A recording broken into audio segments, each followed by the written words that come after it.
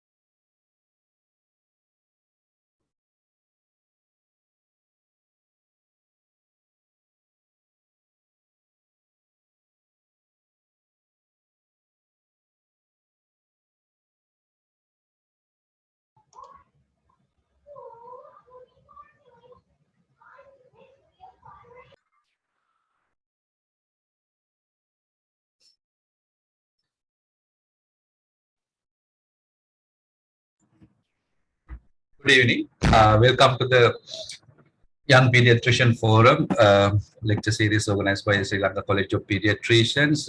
Mainly, we are giving this opportunity to young pediatricians, young and talented pediatricians. Today, also, we have very talented, very young pediatricians with very good track record. So today, we are mainly focusing about the very important topics, the toxic toddler. I'm sure as clinicians at any time we can have a child with poisoning. So sometimes with our interventions, it might be desired definitely the death and the life and death of these children. So it's a little common situation, but most importantly, the approach and the management is important. So today we have Dr. Kavinda Dayasiri.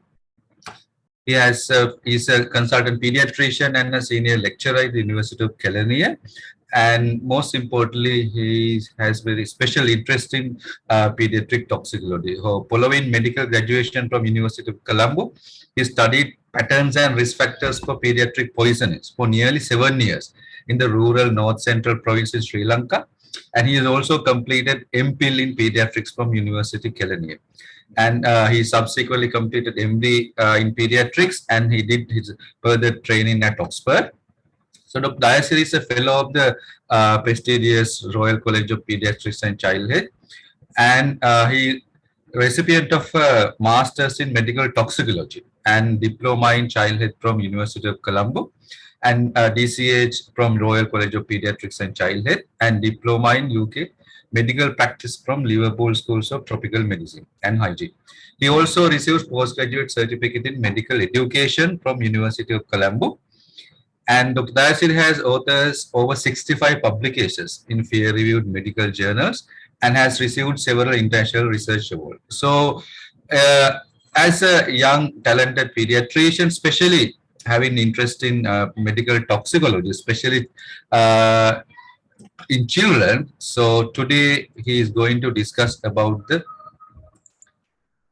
poisoning in toddlers. So I'm sure this will be a very, very fruitful discussions. And if you have any questions, you can use the chat options. And at the end of his presentations, we can ask questions. Over to Kavinda.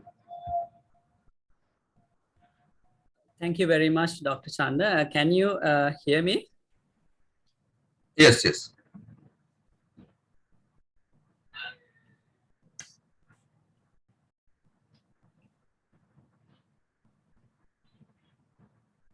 And Dr. Chanda, can you see my slides now? Yeah, we can see. Can you make it full screen? Yeah, sure. Thank you very much. So today I'm going to talk on this interesting topic, which is the toxic toddler. 2 pills can kill. So first of all, I will go through, and then at the end, I have I'm doing a small quiz. So I hope this presentation will be interesting to all of you. So management of poisoning in toddlers is very challenging compared to management of poisoning in older children and adults due to several reasons. First of all, poisoning event in toddlers is often unwitnessed, and they ingest the poison often unintentionally. And therefore, to gather an accurate or reliable history is very difficult, and history is often vague. And for the same reason, the 2 important bits of information, which are the determination of the ingestion time and the ingested dose, is again very difficult when it comes to toddlers. And the circumstances of poisoning also are highly variable as a child grows from infancy towards teenage years. And also, compared to adults and grown-up children, the toxicokinetics of young children are different because of their smaller body weight, higher body surface area, and smaller age, so that the same dose can be quite toxic in the toddler compared to an older child or an adult. And also, certain ingestions may have serious safeguarding concerns, so we need to be extra vigilant apart from being mindful of the right medical management of children.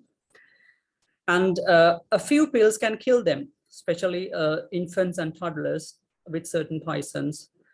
That is the topic of today's presentation. Therefore, our risk assessment should be based on the worst case scenario when it comes to suspicious poisoning in toddlers. So when we look at the global epidemiology, the WHO report on the child injury prevention published in 2008 reported that pediatric pharmaceutical exposures and poisonings continue to rise significantly, causing morbidity and mortality in children. And the American Association of Poison Control Centers 2017 report identified at least 7 different classes of drugs which led to serious toxicity and death with even small injections in children. So why toddlers are at higher risk compared to older children and adults for serious complications for a given dose of the medication? Firstly, as the child ages, the total body water increases, which means the volume of distribution in which the drug gets distributed also increased. And this means that for a given dose, the concentration achieved in plasma is going to be higher in a toddler or infant compared to an older child, causing serious toxicity. And body surface area in children is higher compared to older children. Therefore, and this together with the fact that the skin being thinner compared to older children and adults, dermal absorption and the local, like toxicity of topical applications, going to be higher in infants and neonates compared to older children. And infants and toddlers have got small airways. Therefore, drugs such as propranolol or other drugs which act on the bronchial tree, causing bronchoconstriction, or the poisons which cause increased secretions, such as organophosphates that result in bronchuria. So the problems with these agents are also going to be quite intense compared to that seen in an adult or an young old child. And young children have greater minute volumes. This means the drugs which are inhaled are going to accumulate in higher concentration in lungs of smaller kids compared to grown-up kids. And children have a growing up kidneys and liver hepatobiliary system up to a certain time of their life. And if an insult happened during this period, so kidneys and liver are the organs mainly concerned with metabolism and elimination of poisons or drugs. So they can concentrate into higher levels during these stages of life. And also during the breastfeeding, certain drugs can be secreted. For example, aspirin, as well as cocaine, like in drug addict mothers, and lithium in mothers with bipolar disorder. So these drugs, which can cause serious toxicity, can get accumulated in the baby through secretion via breast milk, although the child does not ingest the poison. So why children are more susceptible to poisoning? So we can see 2 peaks of poisoning as the child grows from infant towards a teenager. First peak is seen in the toddler years, and these group of children ingest mostly unintentionally at the home premises mostly, and they ingest minimally toxic doses most of the time because they do so accidentally and there is no intention of committing self-harm. And the incidence is largely determined by the availability of poisons within the environment, maybe within the home or outside home. And it occurs due to the exploratory inquisitive behavior of the child. And they all, of course, lack the sense of danger. So because of these reasons, they tend to experiment or they tend to test with substances so that they also may accidentally ingest a poison leading to toxicity. Whereas in adolescents, they ingest a poison both intentionally as well as unintentionally. And that is the age group where the deliberate self-harm is more commonly seen. And also there is also a group of children or grown-up like teenagers who tend to experiment with illicit substances and recreational drugs when they get together at school, sometimes at school or sometimes in peer groups. So two pills can kill. So what are these important pills that we need to know? And ingestion of 1 or 2 pills can actually kill an infant or a toddler. The first group of drugs are sodium channel blockers. And these include tricyclic antidepressants. And we use tricyclic antidepressants sometimes to use anuretic disorder in children with imipramine. And beta blockers we use sometimes to treat hemangioma. Sometimes we use propranolol as prophylaxis of migraine. Sometimes we use these drugs to treat hypertension in children. And then antiarrhythmic drugs and chloroquine. Nowadays it's not frequently used, but it was used when we had malaria epidemics, and it's still being used by other countries as a travel precaution whenever they visit tropical countries. So all these drugs belong to sodium channel blocking family, which can cause a blockage of cardiac sodium channels and severe cardiac toxicity. And the next group of drugs is the calcium channel blockers, including verapamil and diltiazem. So they block the calcium channels, resulting, again, cardiac toxicity mainly. And then there are other important pills that we need to know. Opioids. So opioids, this can happen at 2 stages. Firstly, infants or neonates can get affected by an heroin abusing parent. And also sometimes in teenagers, they may experiment with opioids because it's a recreational drug. And then theophylline is widely used in our practice sometimes. And it has a very narrow toxic therapeutic window, and it can cause serious cardiac toxicity and CNS toxicity in overdose. And then amphetamines, which are sympathomimetic drugs that can again cause severe cardiotoxicity, cardiac arrhythmia, and acute myocardial infarctions. And then we have sulfonylureas, including tolbutamide, glibenclamide, glipizide, which are used mostly by adults. So nowadays, most families, at least there is one family member who has type 2 diabetes. So these drugs are not uncommon in home premises. So if they are stored unsafely, a young child is likely to ingest one of these tablets. And then there are other like non-pill agents, but which have serious toxicity following ingestion of a very small quantity.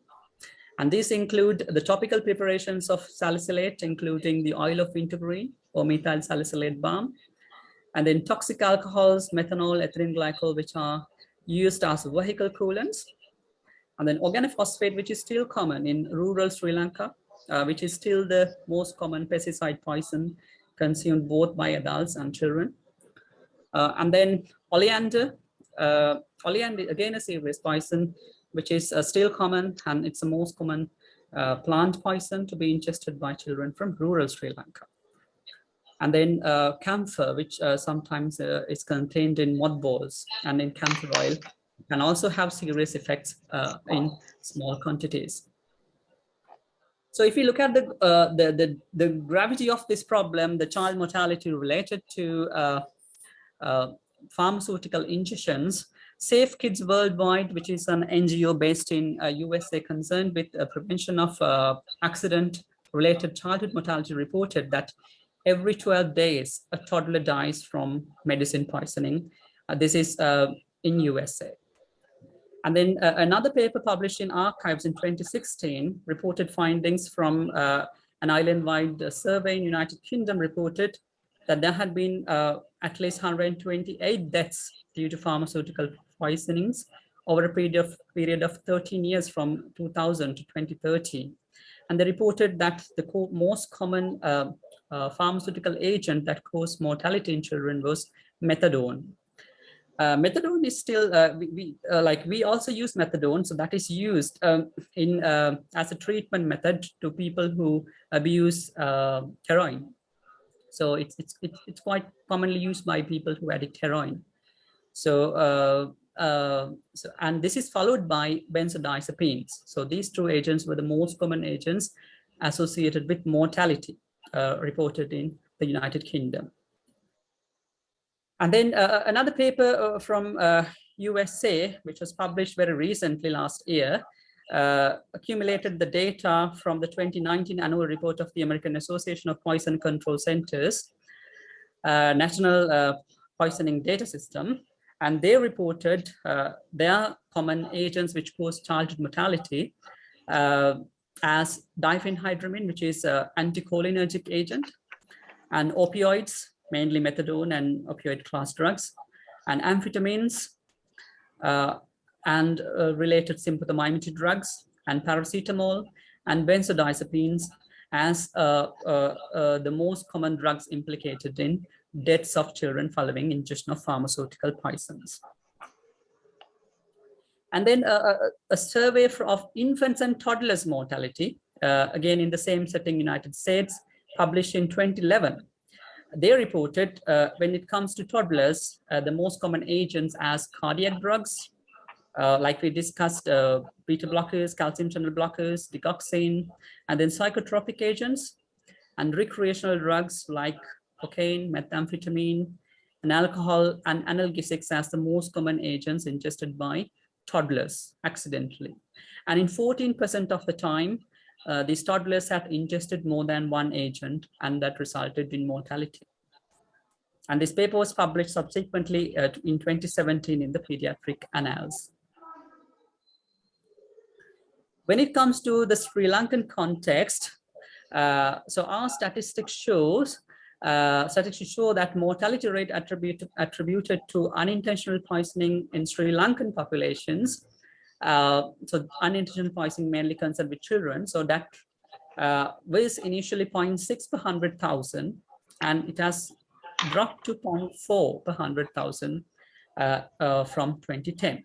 However, there is a tendency that we may miss data because of the significant underreporting and lack of quality studies conducted over the period of past 20 years.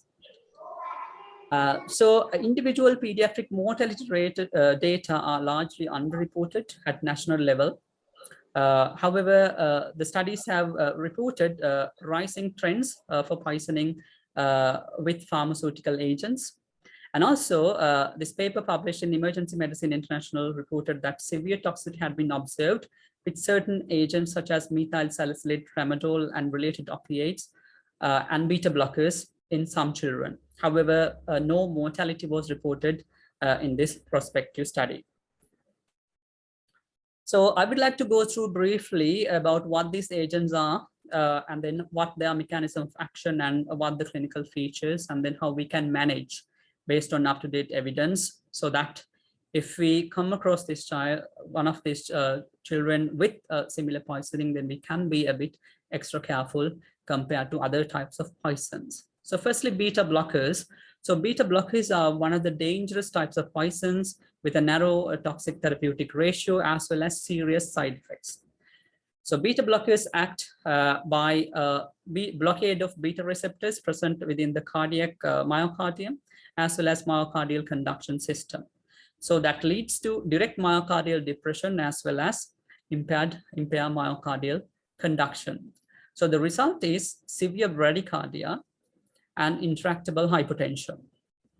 And the worry about this is like the children, like, you know, an infant may present with just ingestion of a couple of adult tablets and may not show any warning signs, for example, compensated shock or features of any compensated stages, and then all of a sudden can decompensate with intractable hypotension, which may be refractory to fluids and inotropes. And the other thing is, now we have different types of beta blockers because of the concerns about safety. Now there are many beta blockers with cardioselectivity. For example, carvedilol and atenolol, which has less like a narrow toxicity range compared to propranolol, which also can have CNS toxicity. However, it's important to recognize that this cardioselectivity is lost in overdose of any beta blocker overdose.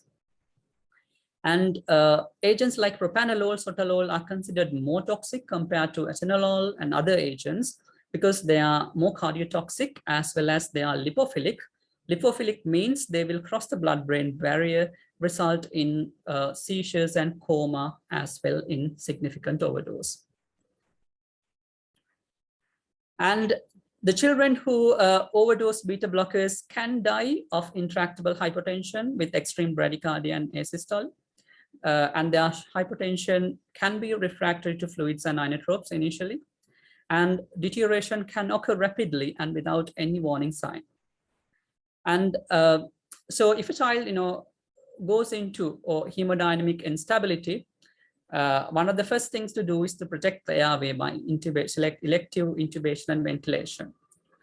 However, this intubation can cause vagal response and can result in cardiac arrest. So it's very important that before procedures such as gastric lavage or intubation, we need to pre-treat with atropine in like all children with beta blockers. And so when it comes to investigations, so all children warrant ECG and continuous cardiac monitoring because there are major toxicities related to heart. And what is more important to monitor is the QRS interval. So presence of a QRS interval of more than 100 milliseconds is predictive of seizures and CNS toxicity, as well as overall serious toxicity.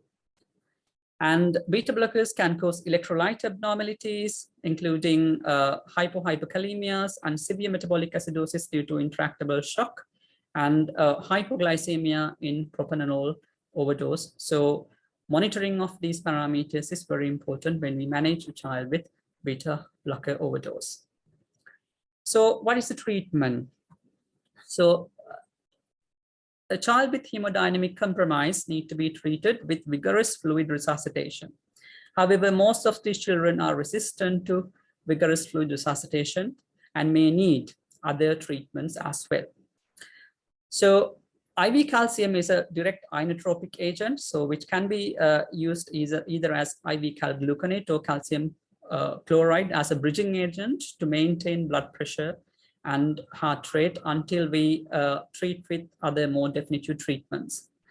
And any child with deterioration or impaired consciousness, whether or not they have normal blood sugar, need to be treated with IV dextrose bolus, because although their blood sugar concentrations are normal, their CNS sugar concentrations are likely to be low. And that's one reason why they develop impairment of consciousness. So all children with impaired consciousness, irrespective of normal blood sugar, need to be treated with IV dextrose bolus. And activated charcoal can be given, but it's very important to be mindful that these children will go into coma, and that means airway compromise. Therefore, securing of airway is very important before administration of activated charcoal to a child who is drowsy. And then atropine is used as bridging agent until we use other agents such as isoprenaline or adrenaline to get the heart rate up. And the inotrope of choice for beta blockers is insulin plus dextrose. So insulin here acts as an inotrope, and that also make the blood sugars like sugar more available to the heart to use. Although the heart predominantly uses ketone bodies at physiological conditions, in stressed out heart, the main energy source is glucose. So giving dextrose plus insulin and maintaining blood sugar levels within normal to high levels within the plasma concentration makes it easier for the heart to grab energy substrates to functioning smoothly. And then some of these children may need cardiac pacing for bradyarrhythmias. And in the ideal setups, severe beta blocker overdose children are treated with extracorporeal membrane oxygenation. So this can buy time until the toxins get washed off, metabolized, and excreted from the circulation. Children can live on the machine. And so compared to other conditions, the good thing about poisoning is that after some time, all the poisons get metabolized and eliminated and excreted from the body. So if we can manage the time well until the drug is eliminated, this means the prognosis is going to be good. So thereby, extracorporeal support has a vital role in managing children with severe poisoning, severely poisoned children. And the next drug I want to talk is the chloroquine. So chloroquine is one of the deadliest drugs to toddlers. So the toxic dose is considered 10 milligram per kilo, and the mortality has been reported in doses as low as more than 30 milligram per kilo. And one tablet is about 155 milligrams. So ingestion of 2 tablets means more than 300 milligrams. So which can be very well above this mortality, like lethal dose of 30 milligram per kilo. And what it does, like how it brings on the toxicity, is through blockade of sodium channels. So even like compared to beta blockers, chloroquine has a very fast action. So it results in very fast toxicity, leading to depression of the cardiovascular system and the central nervous system. And also it causes, because of the inhibition of the intracellular potassium shifts, severe hypokalemia. So sometimes a child can die within a couple of hours if had ingested a couple of tablets by a child weighing less than 5 to 10 kilograms. So if we look at the clinical features, the main clinical features are related to sodium channel blockage in the cardiovascular system. Similar to beta blockers, it causes intractable bradycardia, cardiogenic shock, as well as ventricular arrhythmias. And there can be QRS and QT prolongations. And in the neurological system, that leads to coma and confusion and suppression of the breathing center in the brainstem, resulting in respiratory depression. And also it causes seizures. And metabolic effects include hypokalemia, hypoglycemia, and also sometimes it can cause liver and kidney toxicity in overdose. And because of this very, very fast action, activated charcoal is not very helpful. And the effects are in kind of more or less the same, although they are fast in chloroquine poisoning. So these children are likely to present in shock if they had ingested a very toxic dose.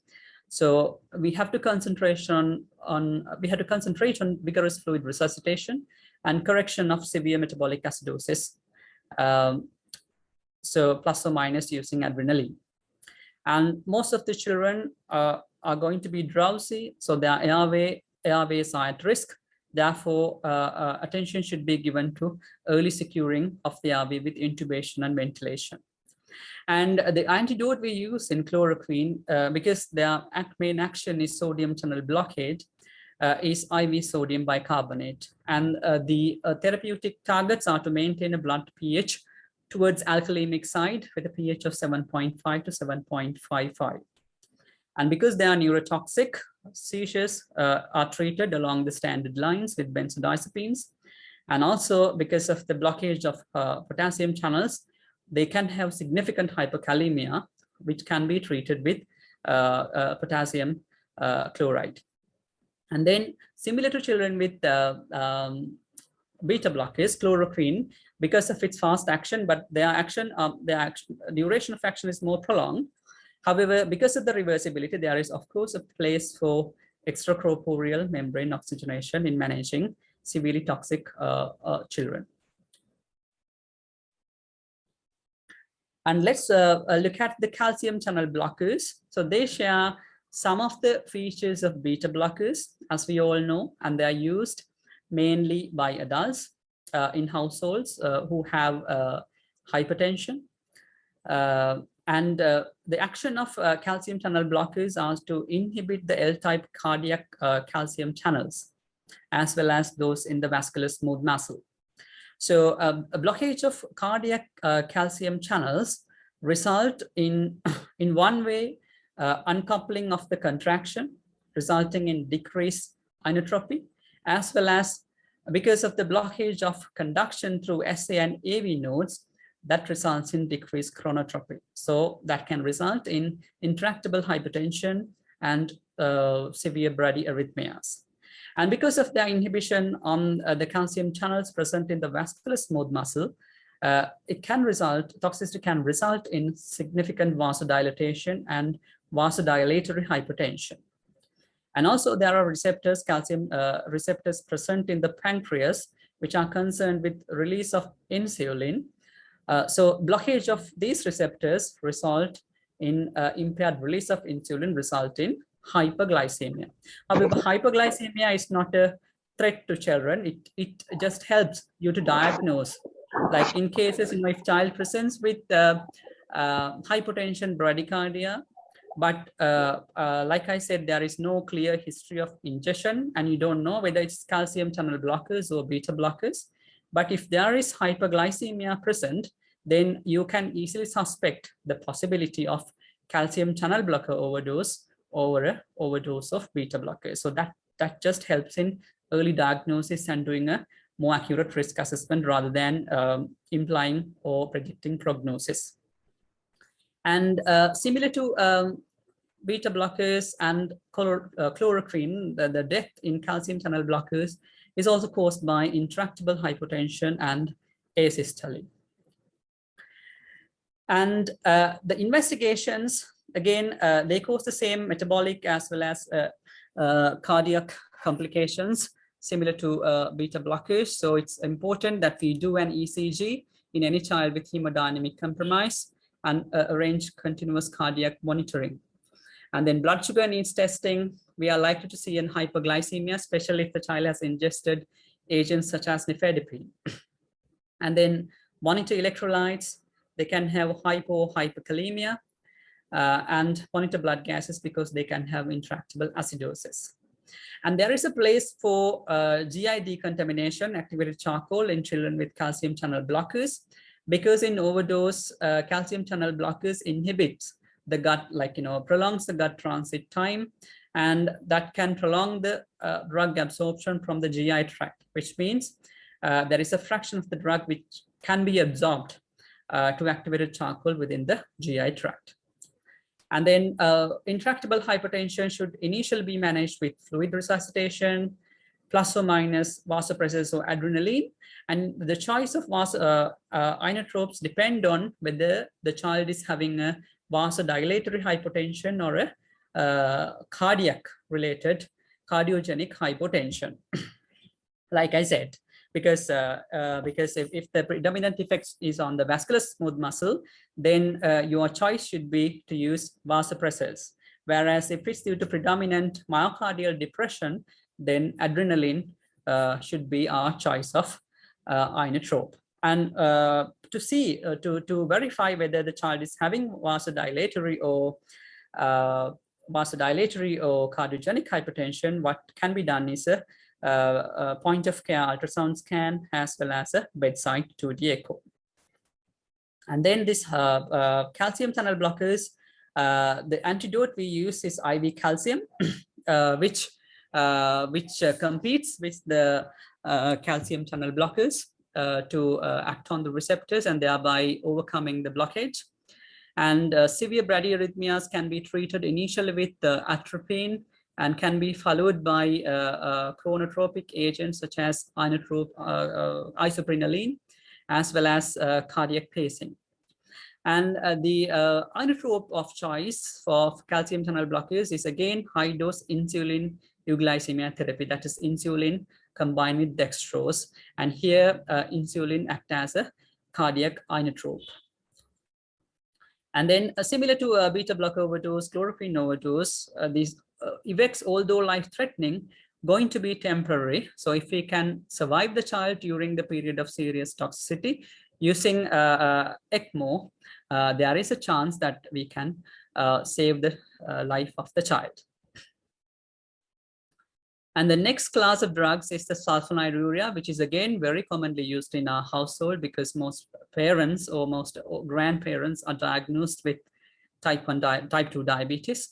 So sulfonylureas compared to metformin, which usually does not cause hypoglycemia and overdose, sulfonylureas cause profound hypoglycemia following ingestion of acetyl as 1 or 2 tablets in small children. And that also can lead to unregulated insulin release, resulting in erratic drops in blood sugar concentrations. And also, this can result in delayed hypoglycemia. So this requires for us to monitor longer than usual. We usually monitor children for like 4 hours, but sulfonylurea-induced hypoglycemia can be brought on several hours after, like perhaps after 8 hours.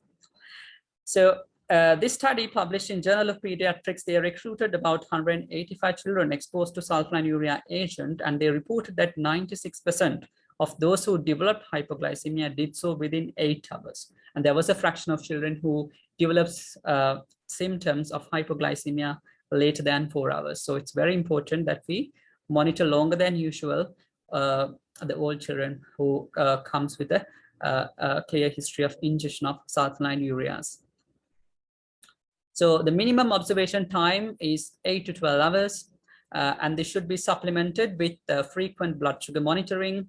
And if there is a tendency to have low blood sugar, that should be treated with IV dextrose boluses. But if we have to give more than 10% dextrose boluses, or we need to give several dextrose boluses, it's high time to consider giving IV octreotide infusions, considering it as intractable hypoglycemia. So this the management pathway shows the same approach. And the next class of drugs are the opioids. So we use agents such as tramadol in surgical wards, even to children, as postoperative pain relief. That's used quite commonly. And also heroin is an important opioid, which sometimes is abused by certain mothers, street mothers. So there are babies, or even the toddlers can experiment with them, so they can get accidentally or indirectly poisoned. So that's one of the serious toxins which can be seen in children. And also there are like certain preparations such as codeine and certain medications used for chronic painful conditions. So these children also likely to get overdose or abuse these agents. And the opioid toxidrome presents characteristically with 3 cardinal features. One is the respiratory depression, and the other is the central nervous depression, that is impaired consciousness and coma. And the other one is the pinpoint pupil. So if we see these 3 clinical features together, there should be a strong suspicion towards overdose of opioids. And in addition to that, the overdose child may present with a cold, as presented in the diagram, may present with a clammy and pale skin because of the poor respiration and hypoxia, and blue lips or blue skin, and slow heartbeats and slowed respiration. And a recent article published in CNN News reported that opioids were killing more than 9,000 children from the period from 1999 to 2016, causing highest number of mortality following a pharmaceutical agent, according to their report. And this is the USA-based National Vital Statistics reports published in cdc.gov reported the frequency of drug types concerned or considered with infant mortality. There, as you can appreciate, methamphetamine, which is a recreational drug, topped the list. And then after that, what you get is the opioid drugs. And then other drugs include cocaine, cannabis, like other recreational drugs. And then lower down, they had observed benzodiazepines as well. And the above article published in Addiction, assessing the relationship between maternal opiate use and neonatal mortality.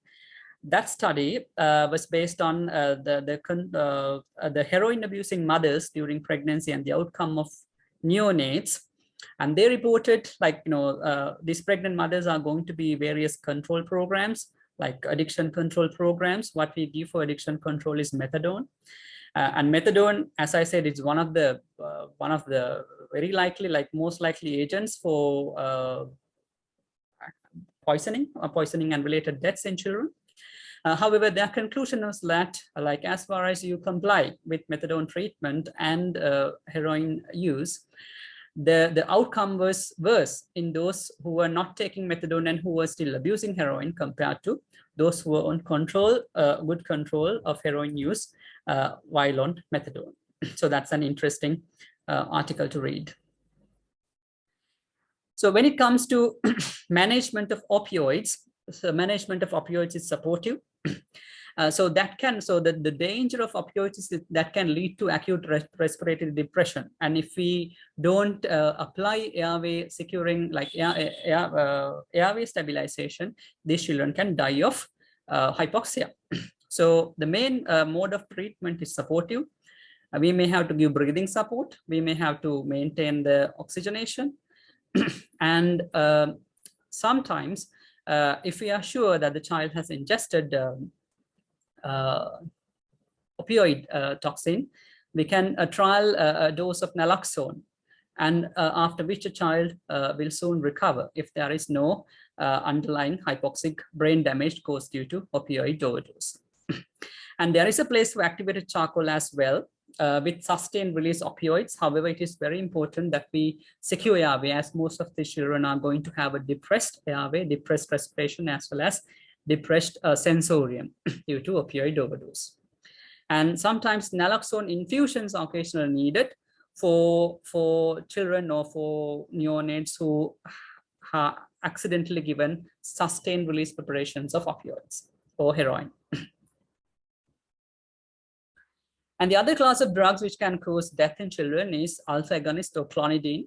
Now, clonidine in pediatric practice we use to treat children with attention deficit hyperactivity disorder, as well as some children with tics, and also to treat some forms of migraine. And similar to beta blockers and calcium channel blockers, the clonidine, because of this alpha adrenoceptor agonist properties, so what it actually does is it inhibits the central sympathomimetic reflex. So inhibition of sympathomimetic reflex lead to intractable hypotension and bradycardia. And also because of the direct CNS toxicity, that results in CNS and respiratory depression. So these children again can die of intractable hypertension, and that result in death. Because of their rapid onset of action, decontamination is generally not indicated. In fact, it's contraindicated. And the main treatment is concerned with provision of timely supportive care.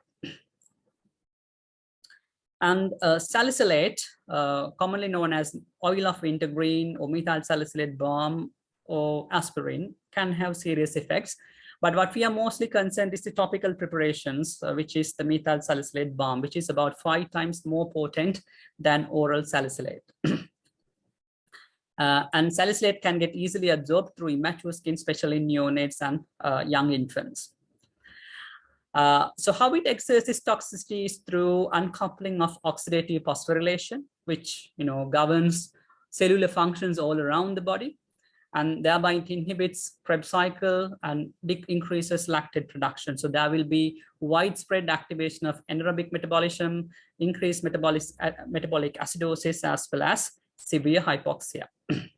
And also, because of this initial hypoxia, as well as direct effects of salicylate, stimulates respiratory center that can cause hyperventilation and respiratory alkalosis.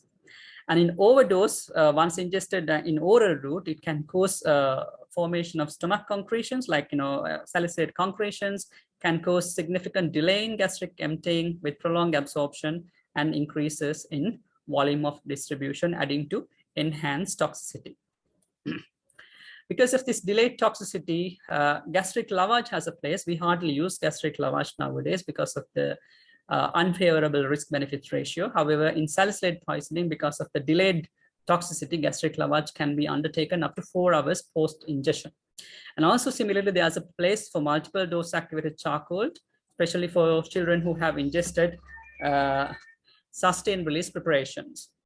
And in places where salicylate measurements are available, they can be used effectively to monitor the child as well as to guide treatment. And similar to beta blocker poisoning, salicylate also accumulate in the central nervous system because of its higher volume of distribution. Therefore, it can cause seizures. So whether or not your blood sugar concentration is normal, it warrants treatment with IV 10% dextrose boluses to children with seizures. And the two main methods of treatment of salicylate toxicity are urine alkalization and hemodialysis. This is given on the basis that salicylate is excreted mainly through kidneys, and salicylate is a dialysable drug compared to most other pharmaceutical poisons. And yellow oleander, so when it comes to our setting, so it contains digoxin. The toxin is taurine A, which actually has compounds similar to what we see in digoxin tablets. So it's one of the major public health issue in our rural part of Sri Lanka. And compared to digoxin, the management of yellow oleander poisoning is complicated because the absorption is often erratic. And compared to digoxin, it is very difficult to predict the release of the drug from the yellow oleander seeds. And also there are no specific diagnostic tests, and given that delay to presentation and availability of expensive, like lack of availability of treatment as well as availability of very expensive treatment, the management of yellow oleander poisoning is often complicated. And its poisoning is mainly related to cardiotoxicity, as it inhibits the cardiac channel called sodium-potassium ATPase. And due to blockade of this channel, that results in impaired movement of potassium into the cardiac cells, resulting in hyperkalemia. So in addition to cardiac toxicity, bradyarrhythmias and heart blocks, you will see hyperkalemia as well as a sign of toxicity. And death usually occurs due to asystolic arrest. And this ECG shows a child with complete heart block following oleander poisoning. And when it comes to monitoring of children with yellow oleander or digoxin poisoning, continuous cardiac monitoring is warranted up to 72 hours. So these children should never be discharged early, because especially oleander poisoning, they can have very delayed onset toxicity. And electrolytes need monitoring because they can cause severe hyperkalemia. And also they can have hypokalemia, and hypokalemia indicates a worse prognosis. And if facilities available, our country does not have these facilities, but if it's available, that helps in guiding administration of antidotes. And the treatment, because if its toxicity lasts longer and absorption is quite erratic and prolonged, there is a place for multiple dose activated charcoal, especially to children who ingest yellow oleander. And then we also should need to concentrate on treatment of hypokalemia. However, here we need to avoid calcium. We normally use calcium to treat very high levels of hyperkalemia, but if you use calcium in yellow oleander poisoning, because their intracardiac calcium concentrations are already high due to the blockage of sodium potassium ATPase, if you give more and more calcium to these children, that can lead to a condition called stone heart. So the heart remained in tetany, that can lead to fatal cardiac arrhythmias. So calcium should be avoided and contraindicated in treatment of hyperkalemia of children with yellow oleander poisoning. And then bradyarrhythmias can be treated with atropine as a bridging treatment, and then we can use other agents such as isoprelline or cardiac pacing to children with more prolonged bradyarrhythmias. And the antidote concerned with yellow oleander is antidigoxin fab. However, it's not readily available, as well as it's quite expensive. And then, although not a pill, ethylene glycol, which is used in vehicle coolants, is a serious poison. Hello, it's a serious poison. So that can result in formation of inorganic acids that results in severe metabolic acidosis with a inexpressible or unexplained high anion gap. And here, because they are toxic alcohols, activated charcoal is contraindicated. And there are two antidotes available to treat ethylene glycol poisoning in addition to supportive treatment, and they include ethanol and fomepizole. And then I think the last pill I want to talk to you about is the tricyclic antidepressants. So it is again a sodium channel blocker. It inhibits fast sodium channels in the brain and myocardium. And also it has multiple other receptor effects, including blockage of muscarinic and alpha-adrenergic receptors. So blockage of sodium channels results in, similar to beta blockers, cardiac toxicity manifesting as intractable hypotension or severe bradyarrhythmias. And this blockage of muscarinic receptors can result in anticholinergic toxidrome. And blockage of alpha-adrenergic receptors can result in severe vasogenic hypotension. So because of this blockage of alpha-adrenergic hypotension, like best choice of treating hypotension related to TCA overdose is something which has vasopressor effects. So we prefer noradrenaline compared to adrenaline and other inotropes in treating hypertension of children with tricyclic antidepressants.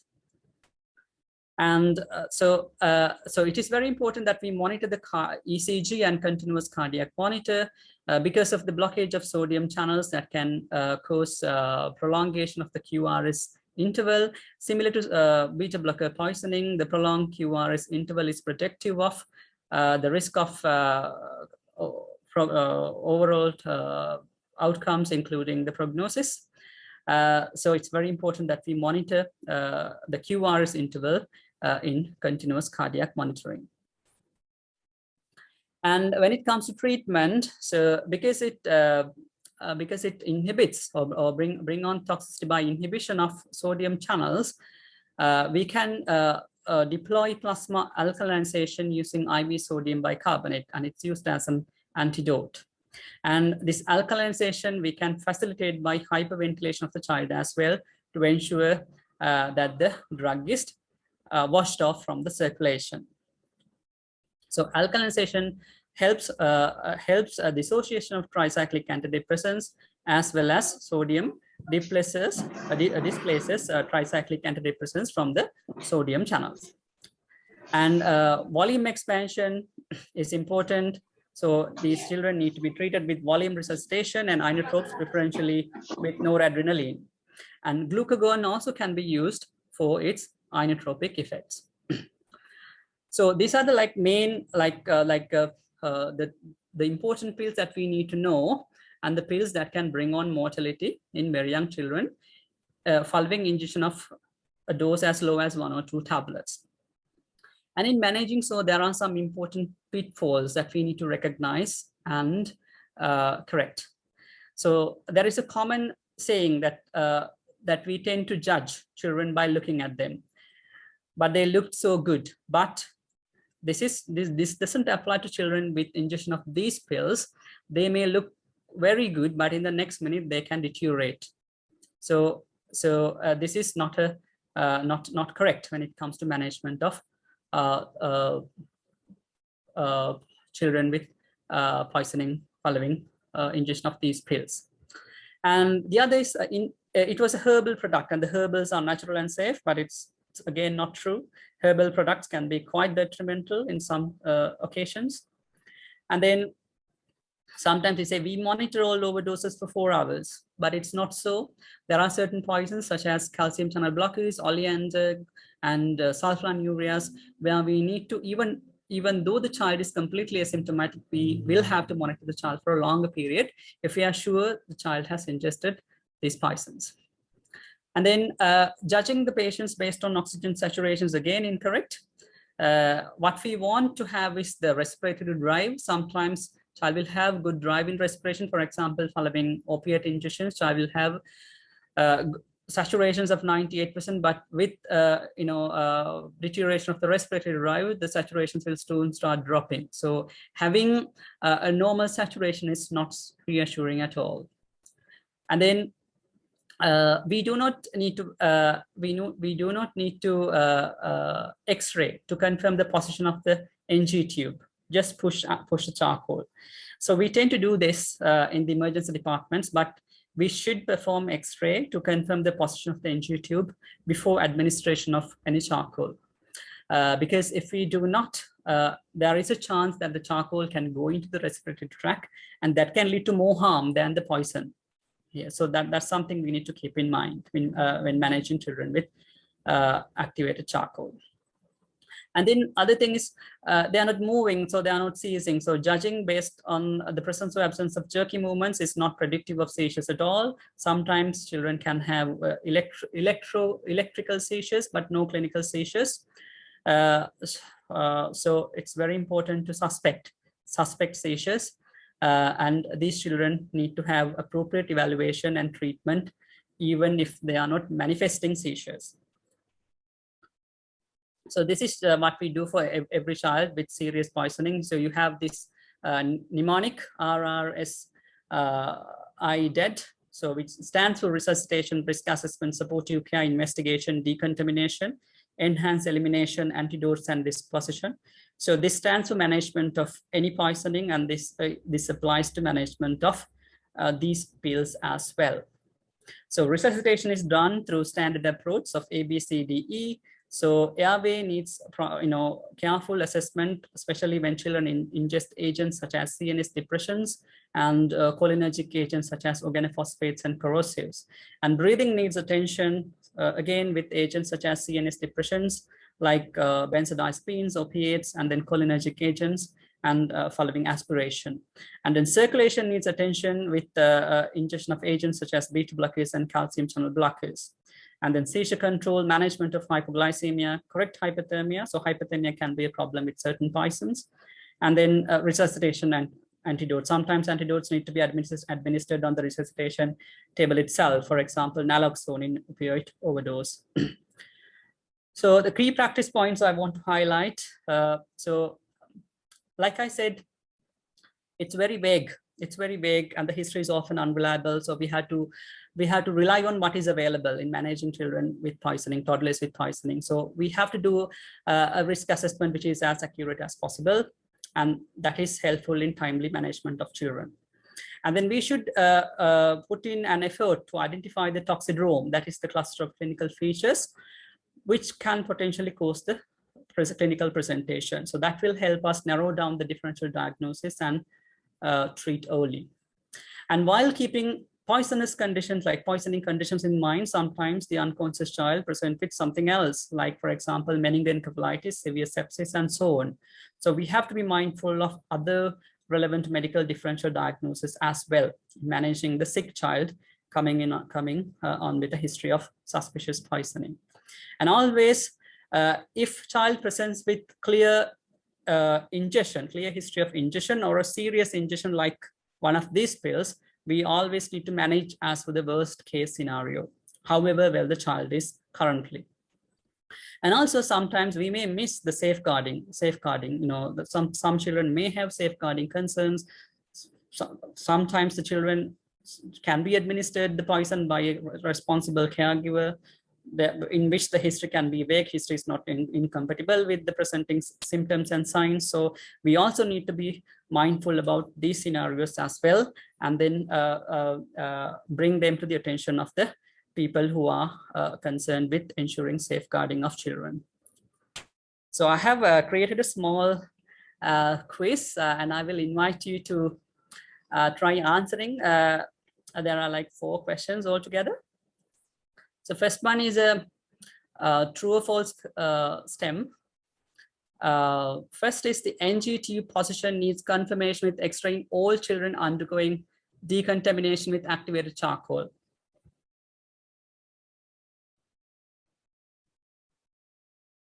Anybody would like to answer?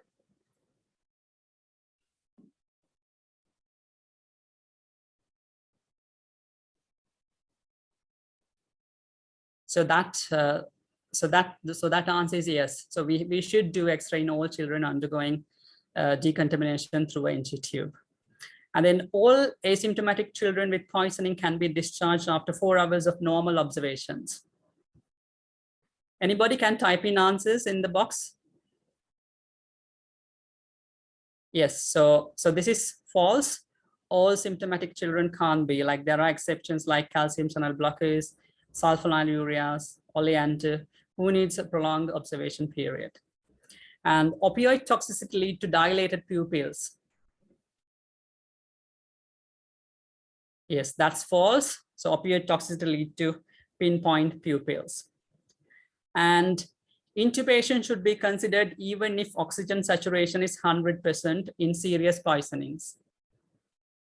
True or false? Yes, true. So this may be true, though this is not always true, but this can be true.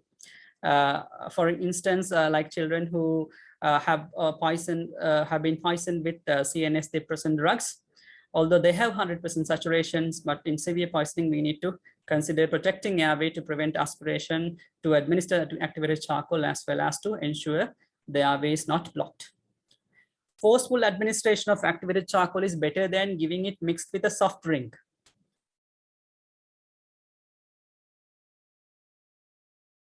Yes, that's false. So we don't recommend forceful administration of activated charcoal. What we believe is like administration of forceful activated charcoal forceful is more harmful than not administering it. However, an easier way of administering activated charcoal, because it's not palatable, children don't like to eat it, drink it, because of this. It's not palatable and it's bitter taste. So you can of course mix it with a soft drink or a ice cream or a yogurt, so that children can easily eat it. And the next question. This is a best of 5 question. Which of the following is the best inotrope for calcium channel blocker poisoning? Vasopressin, adrenaline, high dose euglycemia treatment, dobutamine, dopamine.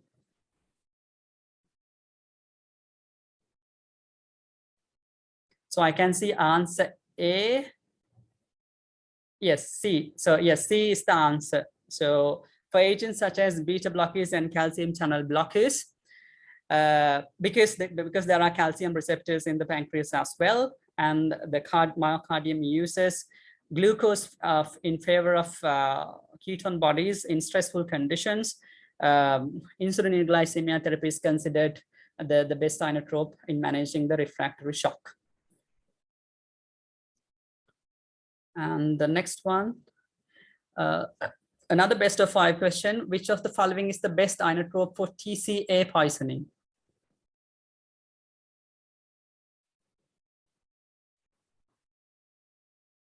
Anybody wants to try? Which of the following is the best inotrope for TCA poisoning? Yes, it's A. It's A. So tricyclic antidepressants have alpha antagonist properties. So it leads to vasodilatation. So that's the main mechanism through which the hypertension is brought on. So noradrenaline is the choice of the inotrope in TCA poisoning. And this is a true or false question. Which of the following drug overdose needs observation longer than 4 hours in asymptomatic children? So you can just type in the letters, the correct answers. We have salicylate, glipizide, verapamil, diazepam, and atenolol.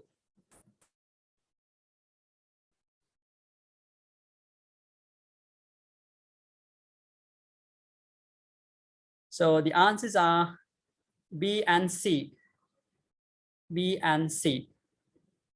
So glipizide and verapamil, they can have a prolonged and unpredictable absorption in overdose and warrant observation for longer than 4 hours, even if they are asymptomatic. But others, if they are asymptomatic, completely asymptomatic at 4 hours, we can judge, or we can calculate that they are kind of out of the danger zone. And the last multiple choice question. Which of the following drug overdose result in sodium channel blockage? You can again type in the letters, correct answers, the related letters: propanolol, chloroquine, imipramine, tolbutamide, digoxin.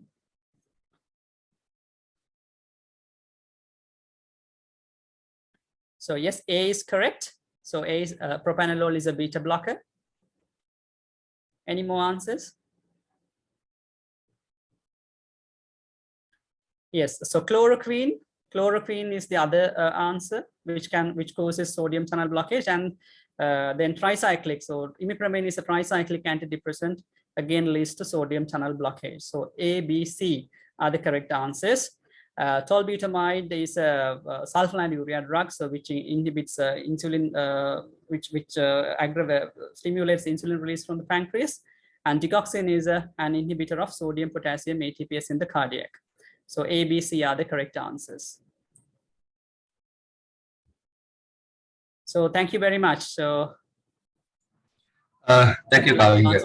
Yeah, for this very comprehensive and detailed outline about this poisoning in children, and I'm sure that you have touched almost all important areas, especially practical areas. So if you have some questions, our audience, we can accommodate few questions because now we have already time has elapsed. There's a question. Is there a predictive value in prolonged QT interval like in long QRS in propranolol poisoning? So what we used to predict the cardiac toxicity and the CNS toxicity is the QRS rather than the QT interval. So all these intervals can be prolonged because of the sodium channel blockage, but what is more predictive of the long term or the overall prognosis is the QRS interval, not the QT interval.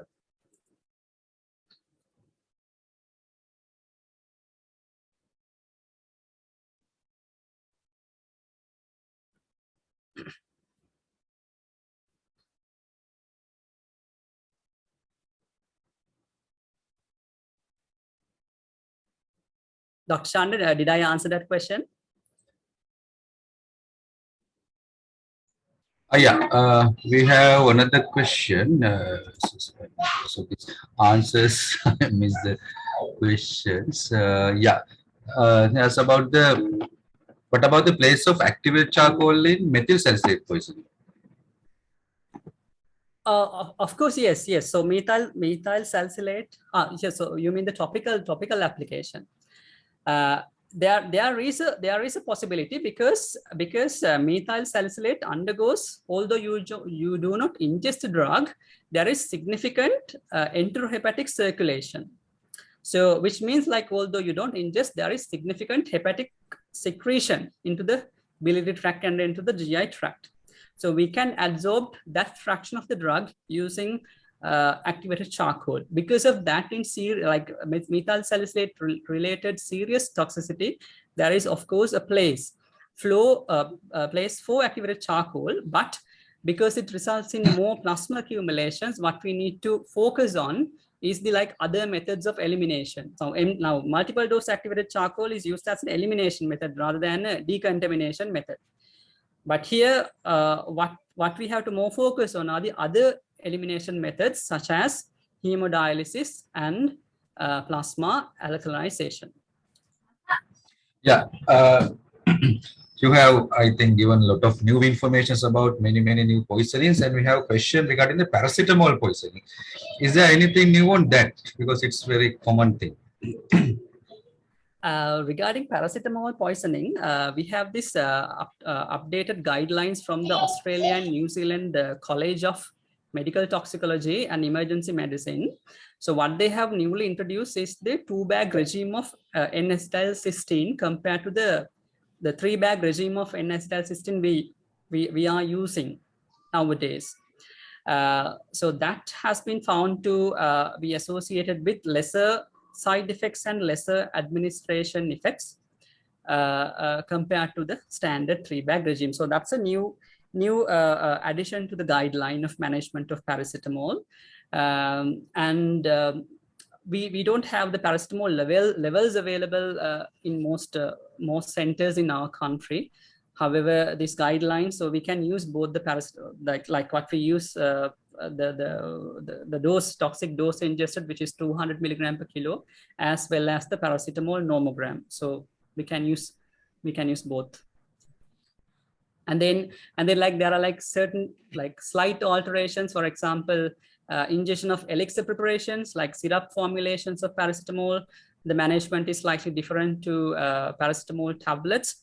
Where the guideline recommends that you do a paracetamol level at 2 hours rather than the standard 4 hours. But anyway, we since we are not doing the levels frequently, that's not like quite clinically relevant to us right now. Okay, Ravindra, thank you very much. As lack of other questions, so I think this is the time to conclude this session of Young Pediatricians Forum. I'm sure all the participants, we had nearly 100 participants today. So all have received significant important information regarding the poisoning in children, especially individual poisons and how to manage, and especially the new information about these drugs. So I'd like to thanks on behalf of the Sri Lanka College of Pediatricians, Dr. Kavida Dayasiri, to doing this for doing this comprehensive class presentation. So I would like to uh, read the message by Dr. BJC Pereira. So always joining and always encouraging young people, next generation, especially young pediatricians. So he mentioned it was a great to listen to and see such a clear and masterclass type of presentations. Well done. So I think it's clearly depicts the class of your presentation. Thank you very much, Kavinda. And I would like to thank all the participants. Thank you very much. Thank you very much for the nice comment, as well as thank you very much to Dr. Channa and the organizers of the College of Pediatricians, as well as thank you very much all of you for listening to my presentation. Yeah, yes. So I would like to thank all the participants, including senior pediatricians, trainees, participants, staying over an hour. So this is encouraging. So till we meet with the next young pediatricians forum, I'd like to thank all of you and have a nice day. Good night. Thank you very much.